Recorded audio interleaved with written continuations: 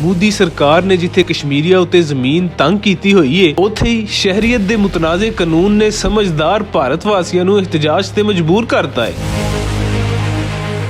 ਸ਼ਹਿਰ ਹੋਣ ਵਾਲੇ ਮੁਜ਼ਾਹਰੇ ਮੋਦੀ ਸਰਕਾਰ ਨੂੰ ਬਾਵਰ ਕਰਾਉਣ ਦੀ ਨਾਕਾਮ ਕੋਸ਼ਿਸ਼ ਕਰ ਰਹੇ ਨੇ ਕਿ ਕੋਈ ਵੀ ਰਿਆਸਤ ਜ਼ਾਲਿਮਾਨਾ ਤੌਰ ਤਰੀਕੇ ਇਖਤਿਆਰ ਕਰਕੇ ਨਹੀਂ ਚੱਲ ਸਕਦੀ। ਉਹ ਭਾਰਤੀ ਕਾਲਜ, ਯੂਨੀਵਰਸਿਟੀਆਂ ਹੋਣ ਜਾਂ ਇਨਸਾਨੀ ਹੱਕਾਂ ਦੀ ਗੱਲ ਕਰਦੀਆਂ ਤਨਜ਼ੀਮਾਂ, ਹਰ ਕੋਈ ਆਵਾਜ਼ ਚੁੱਕ ਰਿਹਾ ਹੈ। ਮੋਦੀ ਸਰਕਾਰ ਤੇ ਉਹਦੇ ਕੱਟਰ ਹਿੰਦੂ ਸੋਚ ਰੱਖਣ ਵਾਲੇ ਗੁੰਡੇ ਨਾ ਤੇ ਹਾਲਾਤਾਂ ਦੀ ਨਜ਼ਾਕਤ ਸਮਝਣ ਨੂੰ ਤਿਆਰ ਨੇ ਤੇ ਨਾ ਹੀ ਮੁਸਲਮਾਨਾਂ ਨੂੰ ਬਰਾਬਰ ਦਾ ਸ਼ਹਿਰੀ ਮੰਨਦੇ ਨੇ। ਇਹੋ ਹੀ ਕੱਟਰ ਸੋਚ ਭਾਰਤੀ ਇਦਾਰਿਆਂ ਵਿੱਚ ਵੀ ਗਾਲਬ ਹੈ, ਜਿਹੜੇ ਇhtਜਾਜਾਂ ਦੀ ਆੜ ਵਿੱਚ ਮੁਸਲਮਾਨਾਂ ਦੀ ਅਮਲਾਕ ਨੂੰ ਨੁਕਸਾਨ ਪਹੁੰਚਾ ਰਹੇ ਨੇ। ਇੱਕ ਪਾਸੇ ਤਾਂ ਭਾਰਤ ਅੰਦਰ ਮੁਸਲਸਲ ਇhtਜਾਜ ਜਾਰੀ ਨੇ ਤੇ ਦੂਜੇ ਬੰਨੇ ਦੁਨੀਆ ਦੀਆਂ ਵੱਡੀਆਂ ਤਾਕਤਾਂ ਇਸ ਮੂੰਹ ਜ਼ੋਰ ਜ਼ਾਲਮ ਦੀ ਮੁਜ਼ੰਮਤ ਕਰਨ ਨੂੰ ਵੀ ਤਿਆਰ ਨਹੀਂ। ਇਨਸਾਨੀ ਹੱਕਾਂ ਦੀਆਂ ਮੁਸਲਸਲ ਖਿਲਾਫ ਵਰਜ਼ੀਆਂ ਇੰਜ ਹੀ ਵੱਧਦੀਆਂ ਰਹੀਆਂ ਤੇ ਉਹ ਦਿਨ ਦੂਰ ਨਹੀਂ ਜਦ ਭਾਰਤ ਆਪਣੇ ਆਪ ਹੀ ਟੋਟੇ ਹੋ ਜਾਵੇਗਾ।